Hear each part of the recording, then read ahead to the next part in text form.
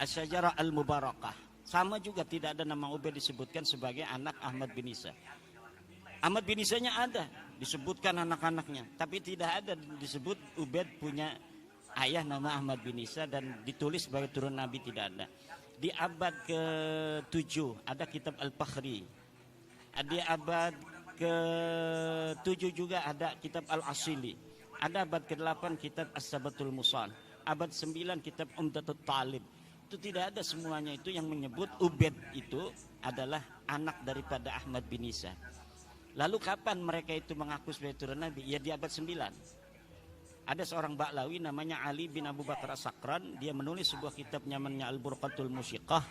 Lalu dia menuliskan silsilahnya sampai ke Rasulullah melalui Ahmad bin Isa itu. Jadi tertolak di situ. Tertolak karena tidak berdasarkan kesamaan data antara yang diakui dan yang telah dicatat oleh para ulama di abad sebelumnya. Nah, dari situlah kecurigaan itu kemudian membawa saya untuk meneliti lebih jauh setiap nama-nama itu yang diklaim oleh Ba'lawi sebagai imam. Ubaidillah itu jadi Imam Ubaidillah. Dia seorang mujtahid, sama dengan Imam Syafi'i gitu. Saya cari di hari hidupnya Ubaidillah, yaitu 383 Hijriah dia wafat. Ternyata di abad itu tidak ada satupun kitab fikih yang mencatat nama Ubaidillah sebagai imam. Kitab sejarah di Hadramaut, di Tarim, yang menyebutkan nama seorang ulama namanya Ubaid, tidak ada. Tidak ada sama sekali. Baik Ubaid maupun anaknya Alwi yang katanya seorang muhaddis, perawi hadis, tidak ada disebutin. Alwi punya anak namanya Muhammad, tidak ada, ini orang fiktif semua. Muhammad punya anak namanya Alwi, fiktif juga, nggak ada orangnya itu.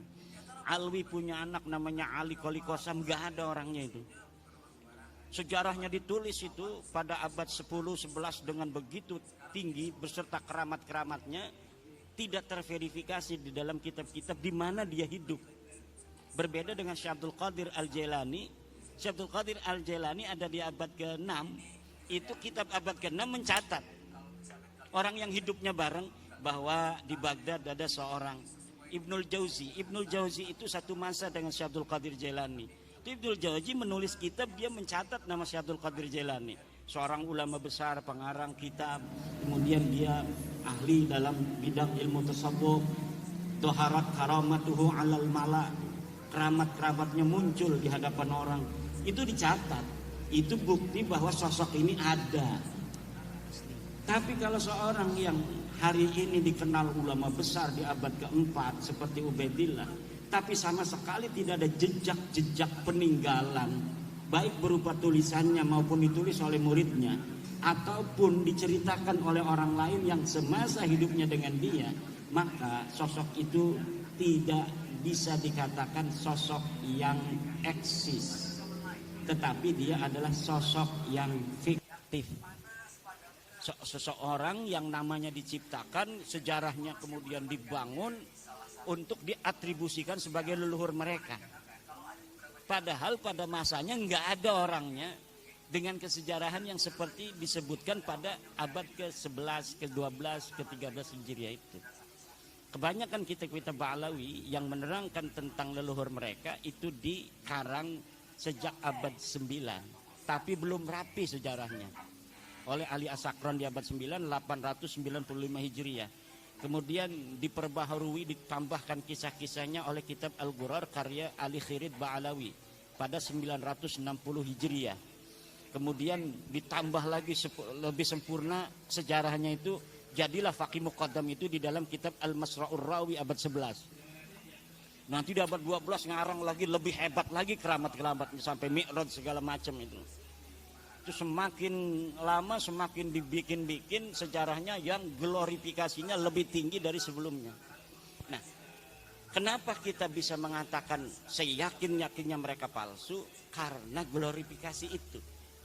Jadi karena mereka rajin menciptakan sejarah sendiri yang tidak sesuai dengan sejarah masa lalu, akhirnya kita mudah memverifikasinya.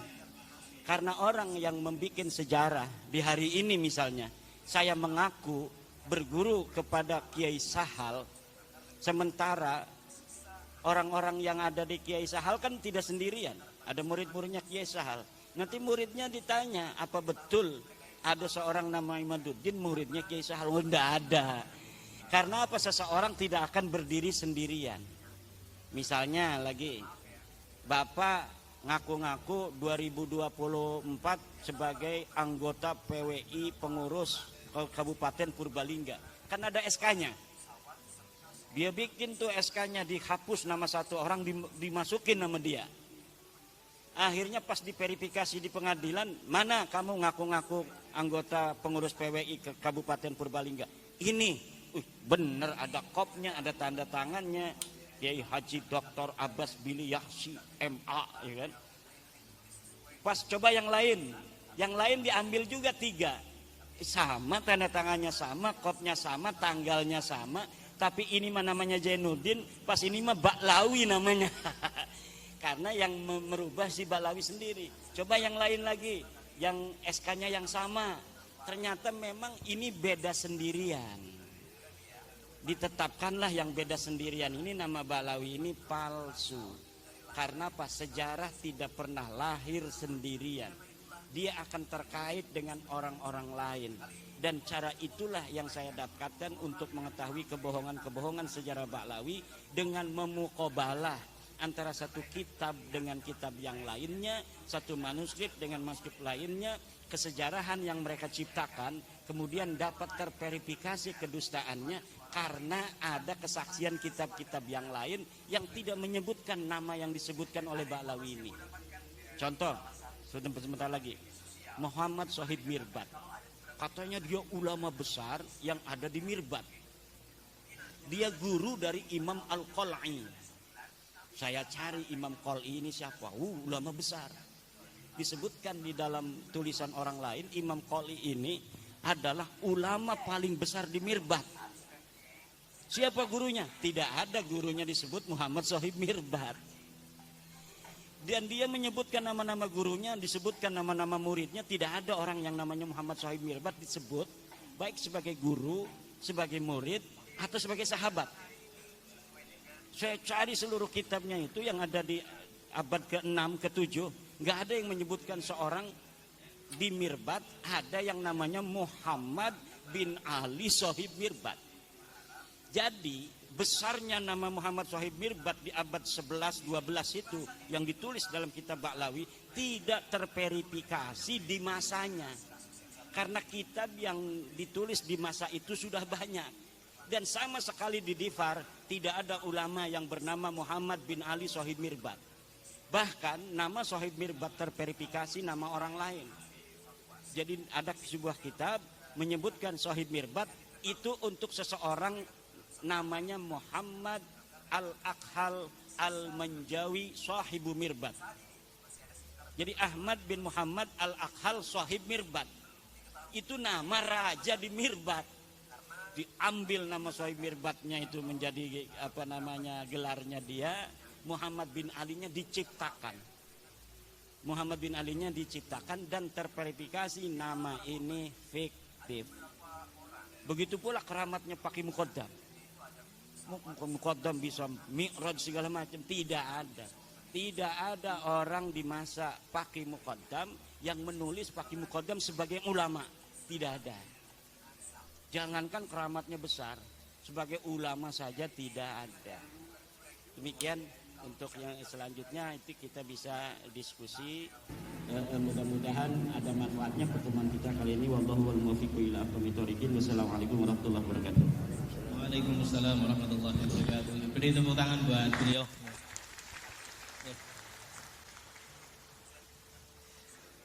Terima kasih. Yang selanjutnya, langsung saja kita langsung pada sesi diskusi, ya, sesi diskusi dan sesi tanya jawab.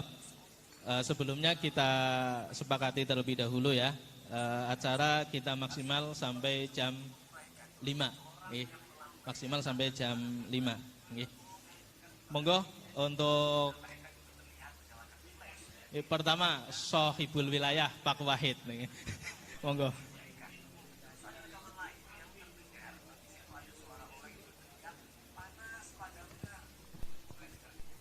Assalamualaikum warahmatullahi wabarakatuh. Hadratal muhtaromin wal mukarromin ingkang kawula mulyakaken, Sohibul Fadhail wal Karomah Kiai Haji Imaduddin Usman Al-Bantani dan guru saya Sohibul Fadhail wal Karomah Ustadz Sahal Kiai Haji Sahal Abdullah Al-Hafidh dan lain-lainnya tidak bisa saya sebutkan satu persatu. Yang pertama, Romo Kiai Haji Imaduddin. Saya memperkenalkan dulu, nama saya Wahid Wahyudi.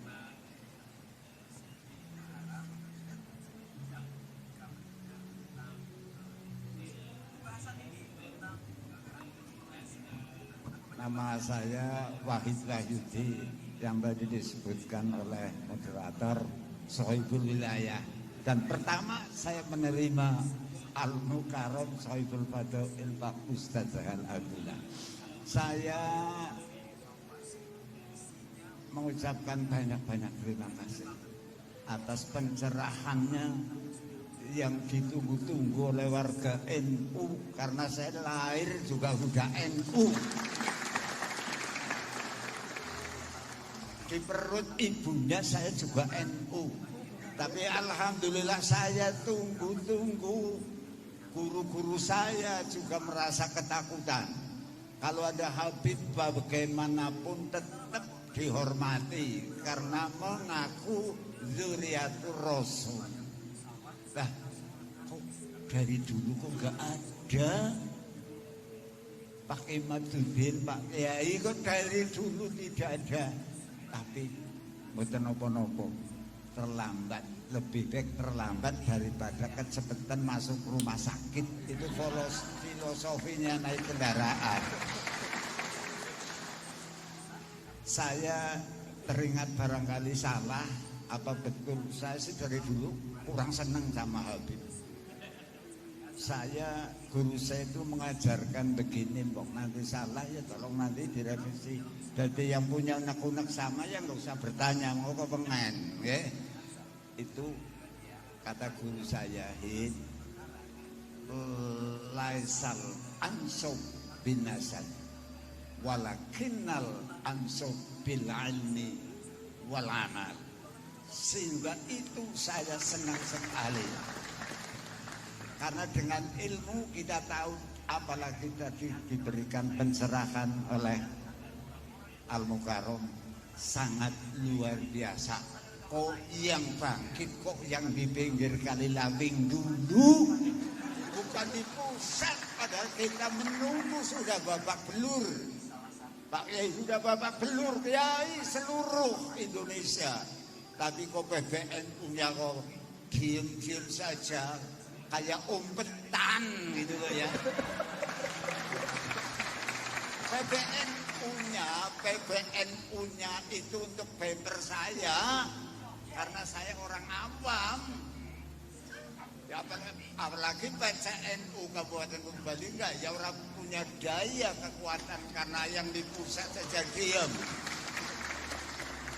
Nah, untuk itu sekali lagi saya doakan Al-Mukarram Bapak Haji Imaduddin, mudah-mudahan setelah memberikan pencerahan diberikan keselamatan, dan terus silahkan bawa ke seluruh Nusantara. Mudah-mudahan kita yang mendengarkan tausiahnya tadi mudah-mudahan mendapatkan pengertian yang bermanfaat. Sekali lagi saya ucapkan terima kasih dan alhamdulillah lewat Al-Mukarram hadir di Pondok Pesantren Aqsal Madinah, jadi ngerti PBI. Saya kemarin nggak ngerti, alhamdulillah saya jadi ngerti. Demikian yang saya sampaikan, kurang lebihnya mohon maaf yang sebelumnya. Assalamualaikum warahmatullahi wabarakatuh. wabarakatuh. Waalaikumsalam warahmatullahi wabarakatuh. Oke, terima kasih pada Pak Kiai Wahid. Ini semacam testimoni. Oke. Saya kira hampir sama. Monggo yang selanjutnya. Ya, monggo dari Purbalingga. Sebelumnya saya kasih waktu pertanyaannya maksimal 2 menit. Oke. Curhat pun maksimal 2 menit. Kalau tadi saya nggak berani nyegah ini karena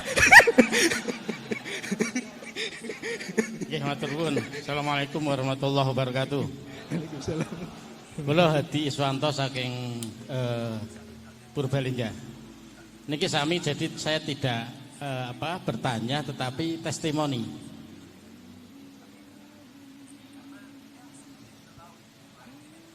Testimoni apa yang saya alami sendiri. Jadi tahun 2021 saya itu mau ke Jombang, Tebuireng, nengok anak saya karena nyantri di sana.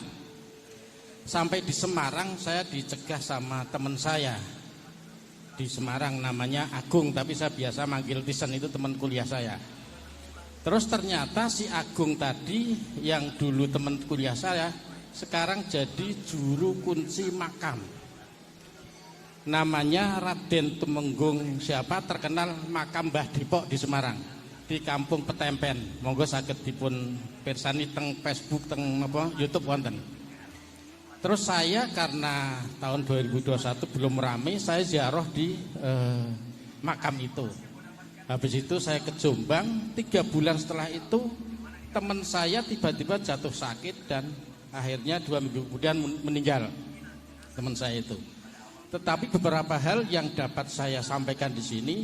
Waktu saya ketemu dengan teman saya itu, hampir tiap tahun teman saya itu setor hasil infak makam itu ke Abah Lutfi bin Yahya Pekalongan. Itu hampir tiap tahun, dan itu kata teman saya itu minimal 5 karung hasil infak itu. Lah dilalah tahun karena teman saya sudah meninggal tahun 2021. Itu bulan April, berarti 3 bulan berikutnya sekitar April, Mei, Juni, Juli lah beliau meninggal. Terus tahun 2023 kemarin makam Mbah Depok itu ternyata dibongkar.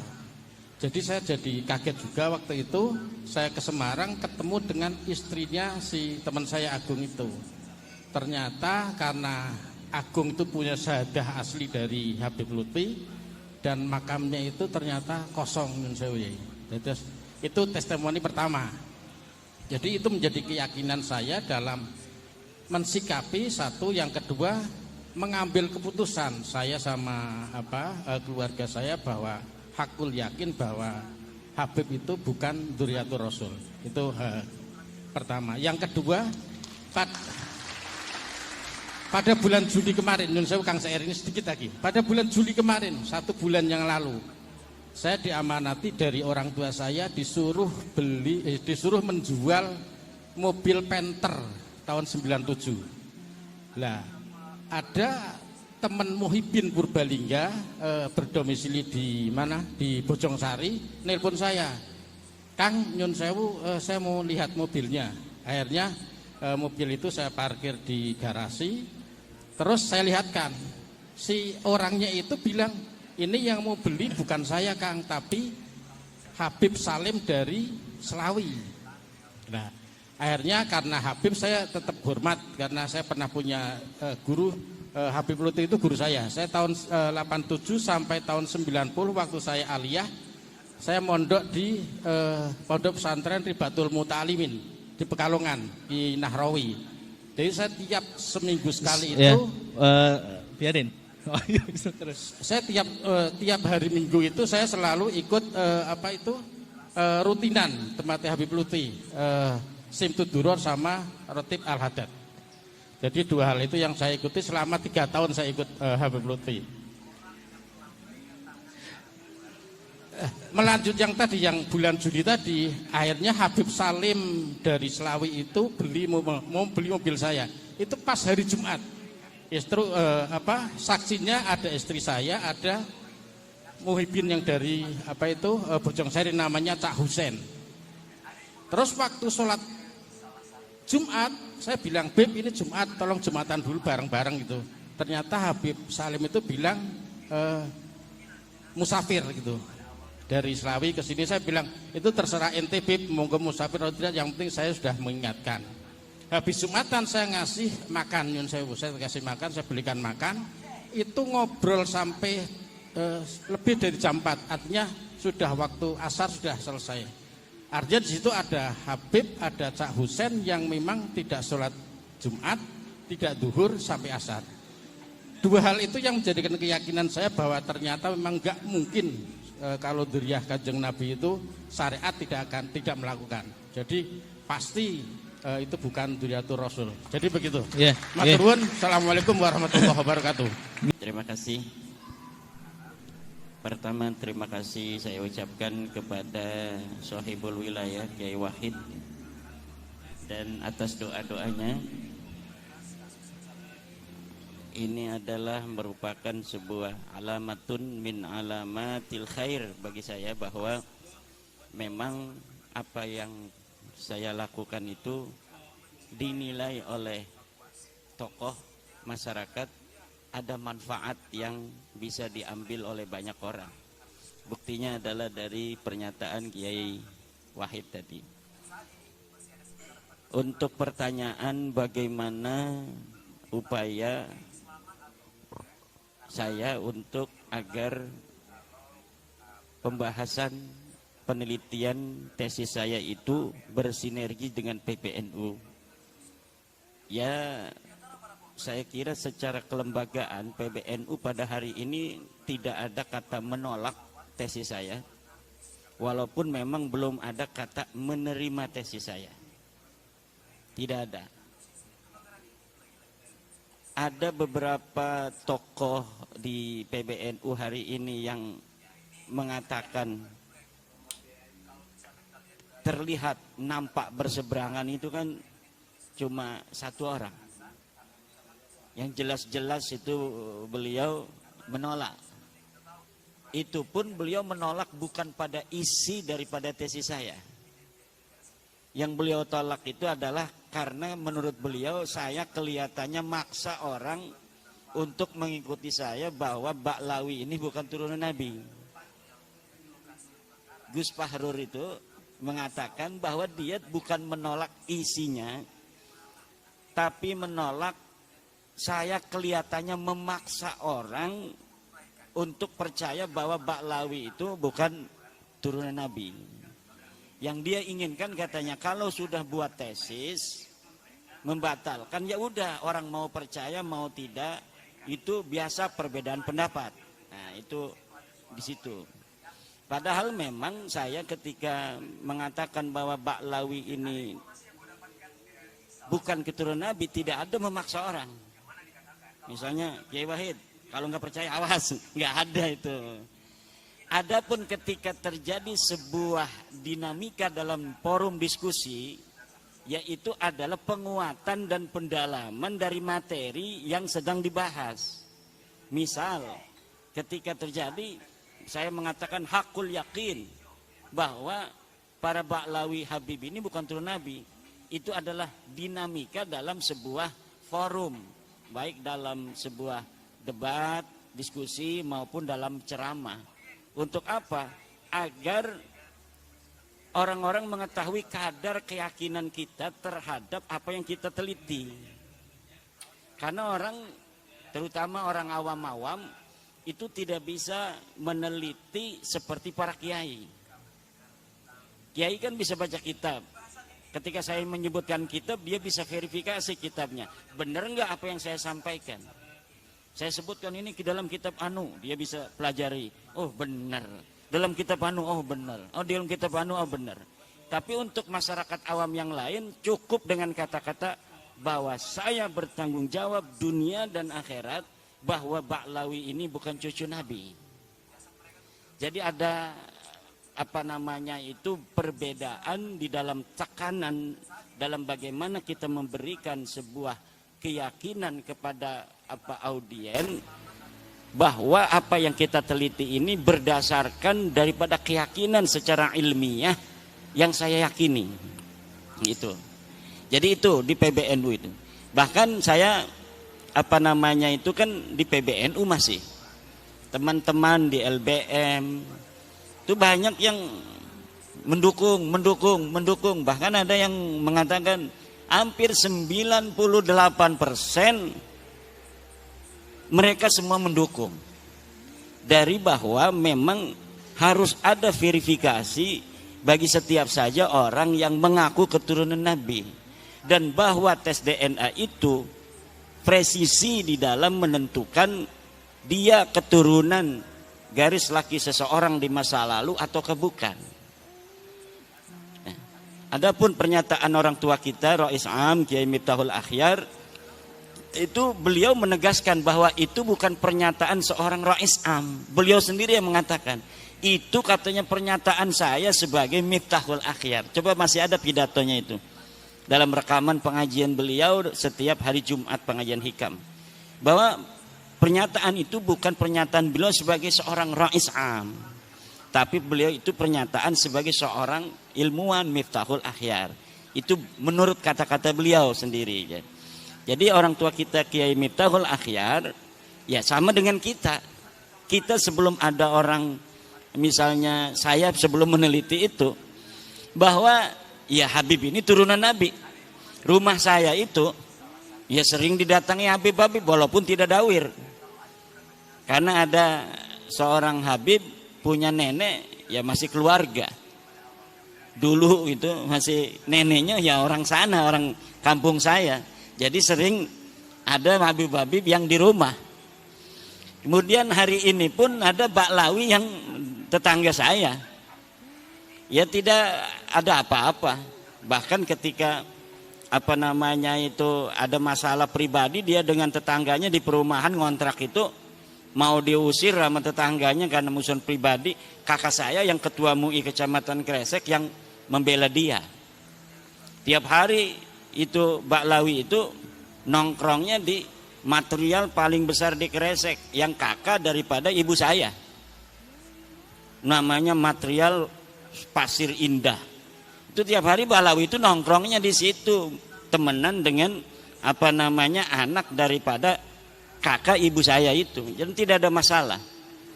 Kalau misalnya apa namanya urusan secara kemanusiaan.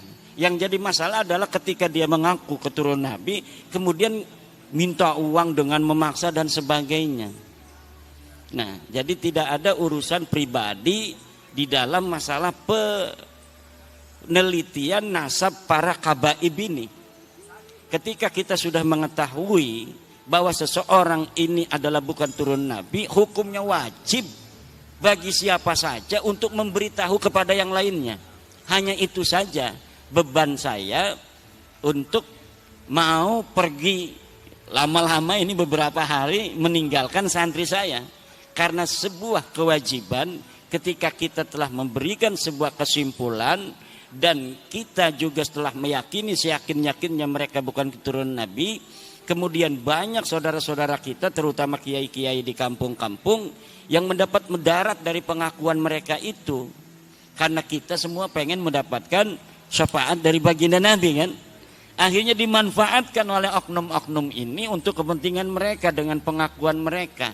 Maka dengan adanya sahabat-sahabat PWI dari Banser yang luar biasa setiap hari, tambah ini mereka tugasnya itu adalah untuk menjaga orang-orang pejuang-pejuang yang sedang berjuang, yang bukan hanya saya, sudah banyak sekarang yang berani untuk mengatakan baik di media sosial maupun di pengajian-pengajian yang ketika dianggap tidak sejalan dengan para kabaib itu mukibinnya datang kan, itu PWI di situ langsung melindungi. Lain ini tugas yang sangat mulia dari PWI dari Banser di seluruh Indonesia ini sekarang mulai, walaupun paling masif di Pulau Jawa.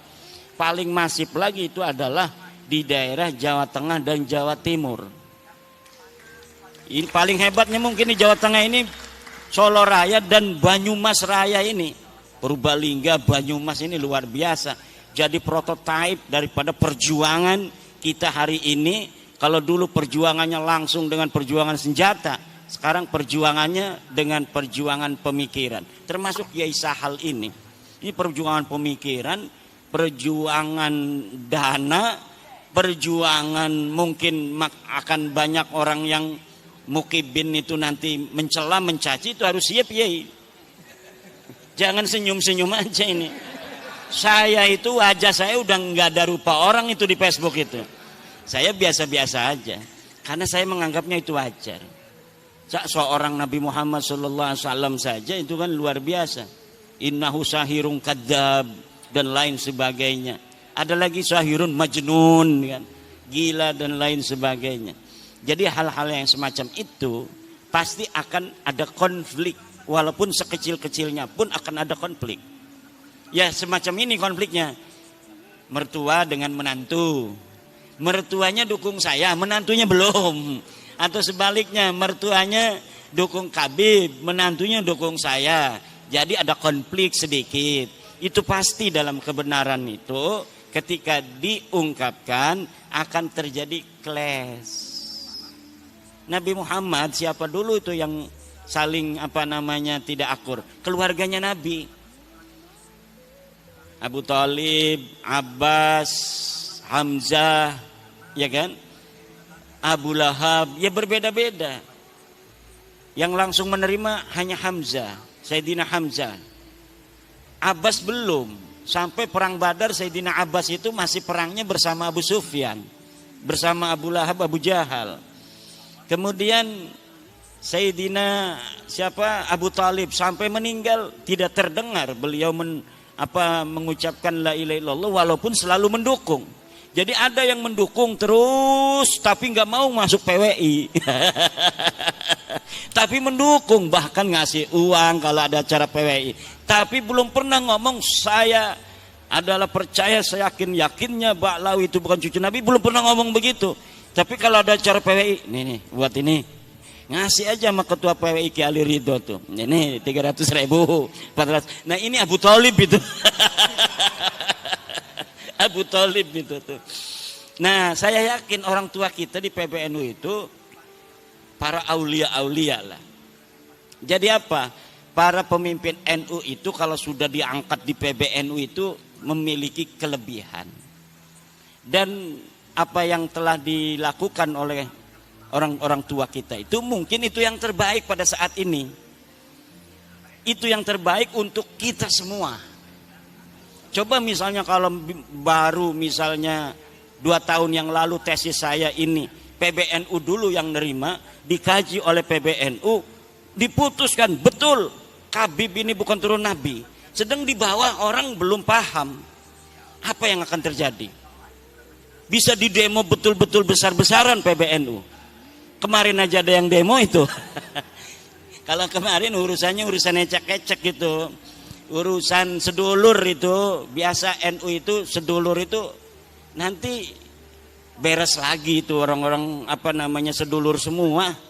Urusan sedulur PBNU dengan warga NU, NU dengan NU tidak akan mengeluarkan mereka dari NU bagaimanapun konfliknya.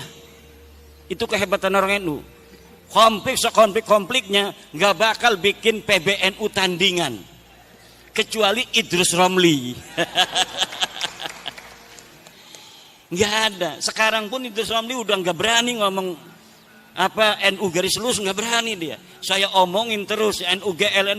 Wah enggak, kami enggak NUGL katanya. Mana katanya kitab sejamannya tentang NUGL. Emang enggak, tapi kan mereka bikin grup Facebook dulu.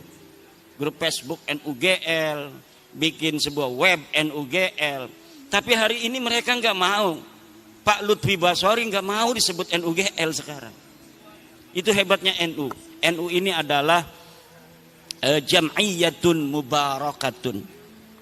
Jam'iyatun mubarakatun. Organisasi yang penuh keberkahan.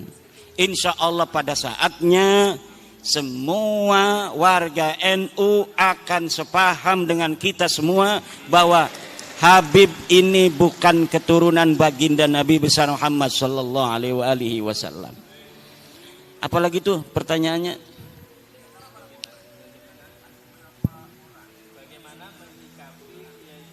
yang umatnya banyak ini masih belum mendukung secara keilmuan. Jadi masih di bawah Habib. Innaka la tahdi man ahbabta walakinnallaha yahdi mayasha.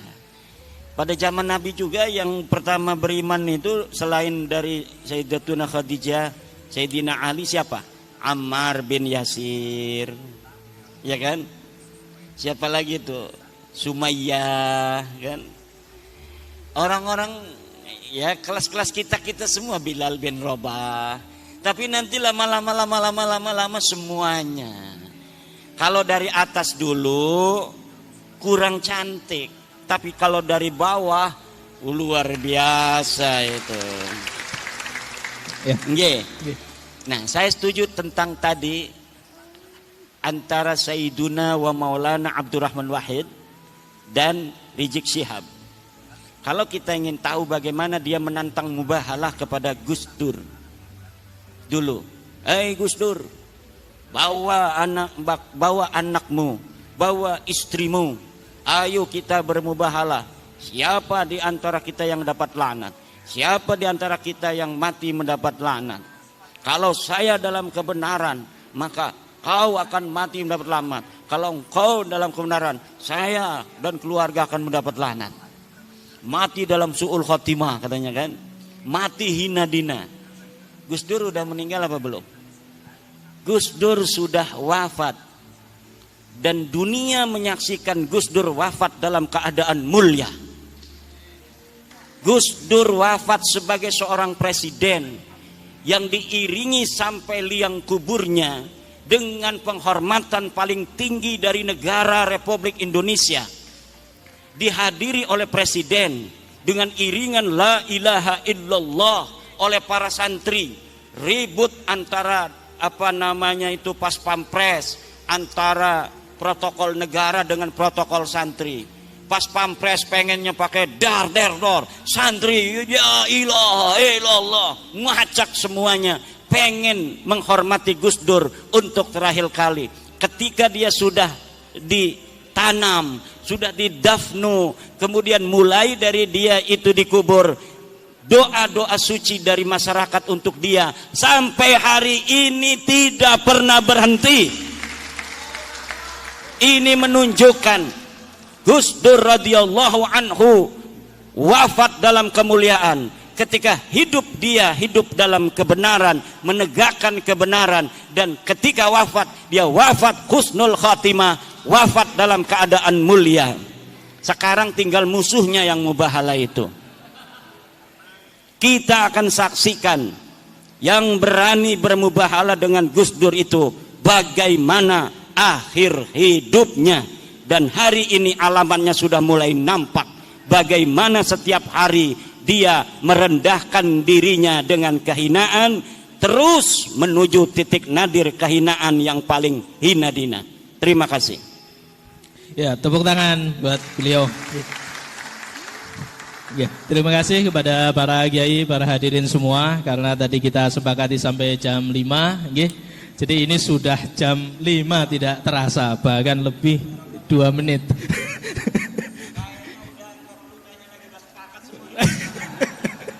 Oke, jadi kita sepakati selesai, jadi tidak ada sesi yang kedua. Jadi mari bersama-sama acara seminar kebangsaan ini kita tutup dengan membaca hamdalah bersama. Alhamdulillahirabbil alamin.